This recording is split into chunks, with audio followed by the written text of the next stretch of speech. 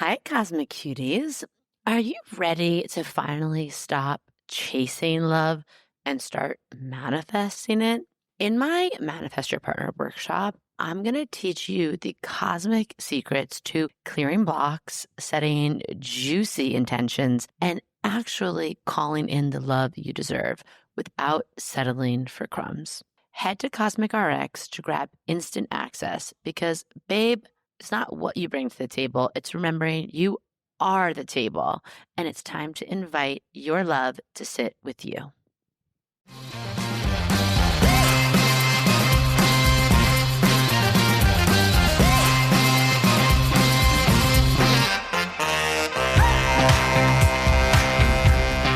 Okay, if astrology isn't real, babies, we are back. Let's talk about if astrology isn't real, then why do things keep happening in the real life realm that are so accurate to what's happening in the planets? It's making me feel like my inner group chat of my brain is popping off. And I am very pleased to announce on the day of this recording, October 9th, if astrology isn't real, then why was a ceasefire, and hopefully this one lasts, why was a ceasefire announced during Libra season, right after that Aries full moon, right ahead of this Libra new moon? It's beautiful. It's poetic. There is something about Libra season that just makes us feel into the we can create harmony of it all. Am I right? So many of you texted me this morning about that. And hello, my babes, my baddies. It is me, Maddie Murphy, your messy metaphysician, your cosmic consultant. And a lot of you have come. We have a lot of new people here who have been messaging me because people are like, seriously, WTF is happening. And also, getting hits of things from astrologers and psychics and healers for years being like, we have a big paradigm shift coming. And everyone's like, yeah, sure, Lisa. And now they're like, wait, no, there is a paradigm shift happening. And how do we make sense of it? Because no one in the traditional outlets are like making any sense. So I'm like, welcome to the weird side. Welcome to the revolution. Let's get into it. If you're new here, this is our mini podcast episode that complements our main podcast. On there, we do interviews, but most importantly, I would say, and most consistently on Mondays, we do your energy report, your emotional weather for the week. This is where we just look at what happened in the week behind us in pop culture, in politics, and how do we break it down through the planetary lens to give us some cosmic context so we can not only digest it, but also do something with this information, right? So like I said, we just witnessed a ceasefire announced on October 9th, right here in Libra season, in this liminal window after the Aries full moon. Aries, in its highest calling, is the sacred warrior who's a protector, who's a defender. Of course, Aries is connected to the god of war. And right before this new moon, are there like a million steps ahead of us and a million steps needed? Of course. But are we also going to celebrate every inch of progress like it's sacred? Also, hell yes. And Libra energy, again, in the duality, in the balance with Aries energy, for all of us, really reminds us that harmony is not passive, right? It's negotiated, it's imagined, it's assisted into being.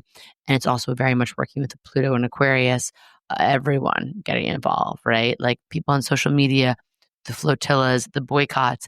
It's not passive, and we can't wait for governments to do everything that we want them to do. It's really a we the people time, and we are feeling that. We are feeling that here in the US. We're feeling that in Chicago. We're feeling that in DC. We are feeling that everywhere. Also, just have to say, if astrology isn't real, I saw a really cool video of a huge crowd of people here in New York City, again, on October 9th, right as I saw the news about that. And that news might have come in yesterday on October 8th. I just was like offline yesterday. So I'm considering this my morning dump, my morning research to do this podcast. I also saw a crowd of people singing Imagine, right? Like that beautiful anthem of peace by John Lennon, whose birthday is today, October 9th, in Central Park. And one of my clients, mystical mentees, Heather of Monks Alive, beautiful spiritual strategist, musician, just channeler of the stars and the spirit realm and the creature realm to hear us on earth, always has like reminded me of and talks about the power of singing in a group and what that does to, I think it's one of the only times that we release, I should have done research before this. I think it's dopamine. There's like, the happy drugs, dopamine, oxytocin, serotonin, endorphins. And there's like one of those is only released through a few activities, and one of them is singing in groups. And I love that like the collective soundtrack queued up a peace anthem in this cardinal air sign ruled by Venus, John Lennon's birthday. And it just had me a lot thinking about, right? Like in my book, The Libra Key is We Can Create Harmony. So as I go through the news and as we talk about things, I want us to remember that harmony, it's not a one note thing. It's not one time. It's not a one time thing. It's an ongoing practice. It's a dance. There's an elegance to it, right? In Libra season, I've been thinking about that a lot. Elegance, balance, beauty, like almost a levity in the air sign of like pulling back a little bit when things get heavy and coming back into this reminder that also this harmony requires a note from all of us. And it doesn't have to be the same. It doesn't have to be, actually, it shouldn't be the same. And as we move through out of this Aries full moon, like I hope that Aries full moon just burned up anything that's been blocking any sort of feelings of not having courage to do what you want to do or speak your truth, because that is kind of what I felt in watching that John Lennon moment in the park. Is like, I knew it, but it was like the physical representation of like, oh yeah, our voices all matter. We need your truth, your art, your courage, your tone, your note to be in this cosmic choir. Okay. So this is a little planetary pep talk. Because the divide, it's realer than ever. We are feeling it. There's so much, going on in terms of the Uranus and Gemini of it all. Everything is split. If you need a good reminder, 2 podcasts back on If Astrology Isn't Real, I just give a little refresher of how we got to this moment, right? What are the big players?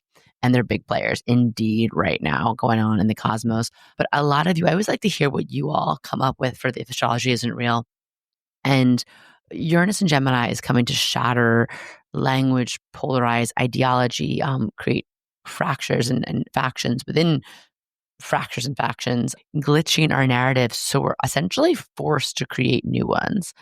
And there's been like so much that it's almost, my pop culture moment for the week is Taylor Swift's new album. And I've done, things about her chart before. We definitely totally called her engagement coming, and that was cool. And I'm not going to comment on the album. I've listened to it. I'm not a Swiftie. I don't hate on Taylor either, though. I'm just kind of in this place of like neutral. I appreciate her, but I also, like anyone really famous and powerful, you put yourself out there and there's just certain like, okay, like you put yourself in the public eye, right? In terms of like criticism or just you're kind of a role model. And there's not a lot of young female billionaires out there. And in a lot of ways, that's awesome. And in other ways, it's like, let's not do things the way these mans always been doing it, because they be breaking shit. Things getting real sloppy out here. So Taylor Swift's new album, less about the actual album. I'm very curious to hear your thoughts in the comments. If you're watching on YouTube, let me know right below. I think it's really fun to interact. What did you think of the album? And how are you feeling? Like, she is a pop icon. She is one of the best, most brilliant, I would say, musical businesswomen of all time. Branding genius. I love her. Like, sometimes there's questions of her birth chart. Is she a Scorpio rising or a Cap rising? I'm like, oh, I can see both. I always go for the Scorpio rising though, because of just her ability to like the little detective work and the secrets and all of, also like a lot of her lyrics feel scorpionic. And so I'm curious what you thought of it. And I'm also curious, like pop icon, or is she another out of touch billionaire? And it's like both can exist at once. And we could at once be happy for her and her success and her love, but also be like, hey, like you have a lot of money and power. And I know she does a lot of good on her tours. I know she takes care of her crew. I know she's donated a lot of money in the city she's gone to. But, I didn't really get deep into the album or deep into the discourse, but just from being in like the zeitgeist and like the social media pool this week, I saw a lot of things being said. And all I will say is that releasing a album with a Libra sun, Aries moon, she released it on the full moon. I was like, okay, that's immediately, it's a culmination of a lifetime of work for her, which I love. And it really is the balance of the me and the we. She has some Aries moon on their energy, her being a little sexier, a little sassier. I know there's some song Wood, and I'm like, good for you. We love that. And then there's the Libra energy. It seems like very influenced by her partnership. But even some people were saying like, His album is quote unquote boring because she's happy. And we know Travis is a Libra. So there's that. But then, looking into the astrology of the day too, I just keep thinking of the Uranus and Gemini of it all the day it was released because, again, just divisive. And I'm just warning you, the Gemini energy is not going to quit in terms of like, I know it's been like a while for us not agreeing on anything as a collective, but we're going to see like divisions within the hardcore Swifties, right? Divisions within MAGA, divisions within leftists. Like we're seeing like the micro division. And if this seems familiar to 2020, it is because during 2020, we were in the North Node in Gemini. I think that was another big turning point in like division within division of like in groups you wouldn't expect. The last time North Node was in Gemini before that was 9/11, right? Division. And now we're seeing it just accelerate. So this is also kind of like just my larger point of like, I don't know. I don't have all the answers. I'm not a music critic expert and I wouldn't even trust myself if I was, because what does that even mean? It's art, right? It's interpretive. But I'm curious. I'm just pulling up the chart. I don't have the exact time. I'm just looking at the planets. But yeah, like Mercury in Libra, Venus in Virgo, Mars in Scorpio. I'm like, okay, like we're feeling the Mars in Scorpio too. Like it felt like there was a few things from what I heard that were like veiled or not so veiled. I guess she came for Charlie XCX. That is one thing I thought was interesting. I was like, why are we doing this? Why are we having like the white gentrified version of like Kendrick and Drake beef, but like in a way that no one really cares about? I was just like, I think that's where I'm feeling like, do we need that in this day and age?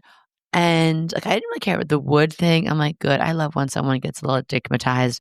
I love when someone, especially a strong, powerful woman, admits that they have like sexual needs. I've always thought of Taylor as a little like asexual. So I'm like, good for you.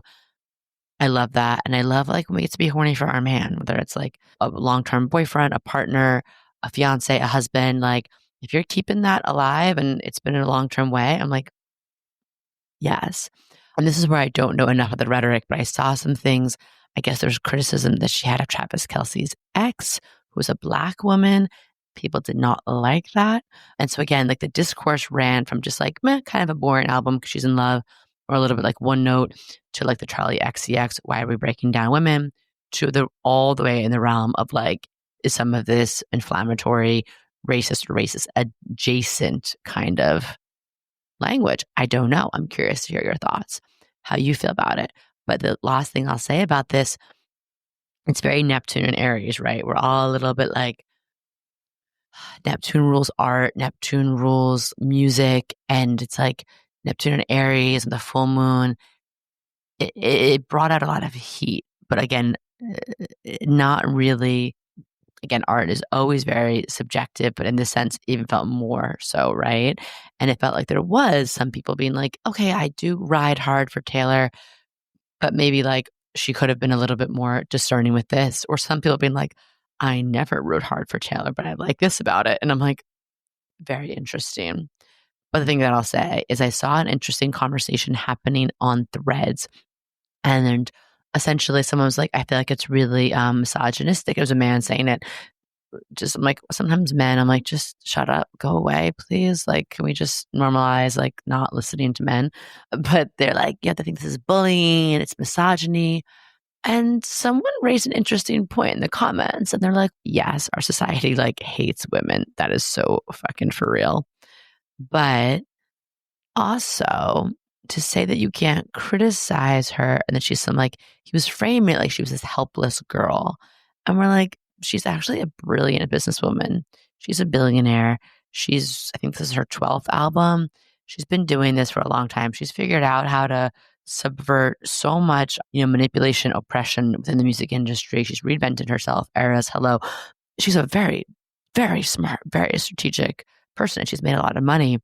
So to say that like we can't criticize her because she's a woman also feels like sexist. So that was my Taylor discourse. So moving on, again, there's like so much happening in the political sphere that it is sometimes really hard, especially as we're like getting back into the groove here, of figuring out like what is one topic to drill down on. And I feel like everything is just happening rapid speed.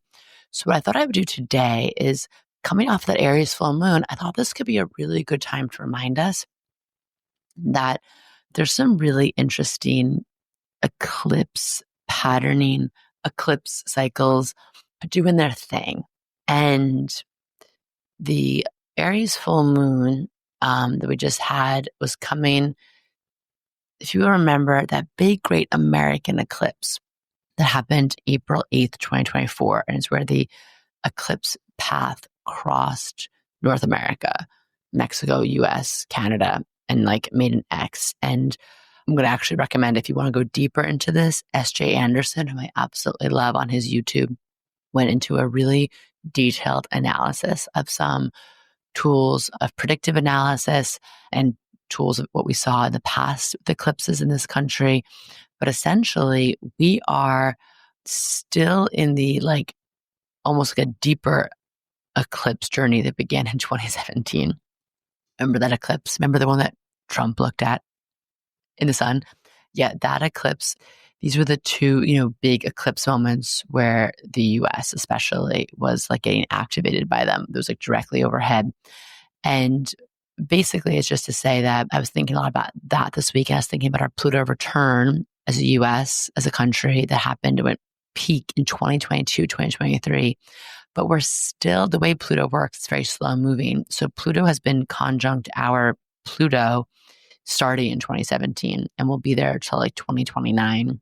But again, Pluto, it's decay, it's raw, it's breakdown, but it's also breakthrough. It's also, it's like the abuse of power, and then it's the righting of power. It's revealing the rot and healing it. So just as a reference, like, again, I love looking at the astrology happening because it helps give me context, helps me understand the rhythms, and it does help me show up more open-heartedly with more faith and less fear. And I think that is a big medicine of these times. Can we show up as, instead of feeling like we're in just like the worst, the worst possible timeline, can we instead think about that we're part of this joyful reimagining? And can we stay in a place of, S.J. Anderson says, like this levity, even though there's really heavy, serious things happening in the world. And this has just been a subject that's come up a lot in my events, in talking with friends and families and a few clients, of like, we all know there's serious things happening. We are showing up with that note I talked about before. We were talking about showing up with courage. We're standing up for what's right. But there's also something really healing about embodying that energy of we can create harmony in everyday moments, right? Like being really kind and open with a stranger, laughing, being silly, just being extra gracious, extra patient, giving someone a compliment, supporting someone. I feel like in the past month, coming back into New York City and now with the boys, just that little bit scooch removed out of needing me all the time, being able to go out a little bit more and being in like just sacred witnessing and sacred play with the people in New York City. I'm like, God, there is such beauty in humanity. And a lot of people are really closed off, and rightfully so. It's a scary time, but there's something about opening your heart energy that I think is like, again, it's like the micro little bits of evolution that do fuel this like collective revolution. And I just want us to know that like, this is not the end, right? This is the Phoenix moment. This is not just the tomb, it's the womb. And we are all part of the doulas. We are all part of the midwifing. And anyone who's been through birth knows it's not neat and pretty, and it's not linear, and it doesn't usually go as planned. But we really are. We're birthing in this new world, and it's going to take longer than we ever always think it is, because it took us a while to get here. But there is so much joy and beauty and new art and new love and new like gifts and magic that's being sparked all over the planet at any given moment. And of course, that's not always gonna, make it to we talked about the Uranus and Gemini of it all, the attention economy that doesn't get clicks, it doesn't get likes, it doesn't get engagement, it doesn't get whatever open read KPIs on an email. But I just want to remind us all that's there. So I would definitely say go check out S.J. Anderson. I try and keep these into mini-sodes, and he's also way more technical and grounded than I am, especially at this phase of my life. And I've always learned so much from him, and he's just a beautiful soul. So go check out his video on the eclipses. And we are standing in a moment of time that I don't think anyone's ever lived through. We lived through a lot of change. We lived through a lot of revolution. but there's a lot happening kind of on every front right now, and it's all really needed. But with that, it's important to understand what you need to show up, right? So beautifully for all of this planetary change, you also need to show up on the personal level for yourself. So let me know in the comments below your thoughts on everything, the Uranus and Gemini. If you have any thoughts about Libra season, I will say in terms of theory or prediction corner, just for funsies, we have on Monday, Pluto is stationing direct in Aquarius. And we have a really crazy full moon. It's on November 5th. But we're kind of starting the 13th. We'll be in the shadow of that. And I just feel like the coming few weeks are going to be even nuttier and a lot of things being exposed and revealed. Maybe that's everything from Epstein to things with maybe finally some limitations on ICE. I don't really know, but I always know just like the headlines, the plot points, how it plays out is always surprising even to me. And I would say every astrologer living through it. But I'm just going to say, let's keep an eye on that Pluto stationing direct in Aquarius, just pulling for that Pluto energy to do some beautiful transformative work and really, redistributing, and even in a small dose, we'll even take a tablespoon of some power to the people energy. And I wanted to start on here. Yeah, I like looking at birth charts of people. So I was going to do some people that I thought really embodied like this kind of cosmic zone leadership. Here are people who I think are embodying really beautiful gifts in their chart. I've done this before a little bit, but people who are really just different, right? Like part of we talk about the weirdos, taking center stage, the heart-centered creators, visionaries, writers, truth tellers. And I have some requests. I think I'm going to start with Dochi next week because I love her. And I think that she is such a great model of just like the kind of artist that we are ready for and the kind of artist that the world is going to really need in this coming chapter. So if there's people you want me to look in their birth charts and see what exactly is it about them that we can learn in how they carry themselves or something they do that we can realize, oh yeah, we have that. I admire that in them, but it can also inspire something in me because we all have all 12 signs. We all have the same planets in our birth charts. We just have to sometimes remember and reactivate certain parts. So that's what I'm going to leave you for today. And remember, we're facing towards the future. We are going to try to stay in this place of feeling a certain elegance and really tuning into what is the unique note and tone we are bringing into this collective song as we continue to, what I hope would be, create harmony for ourselves and the world. So signing off, let me know. I'm excited to hear your comments, and I will see you next week.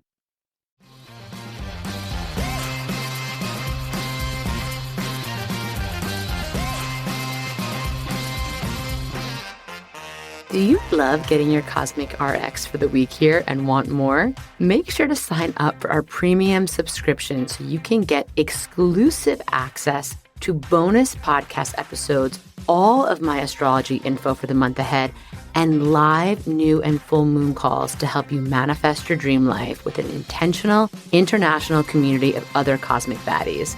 Sign up through our link in show notes. Thank you so much for listening to this episode. If you want to know more about Cosmic RX, head on over to thecosmicrx.com. And if you really love this show, I'd love it if you left a rating and review on Apple Podcasts or wherever you listen to podcasts.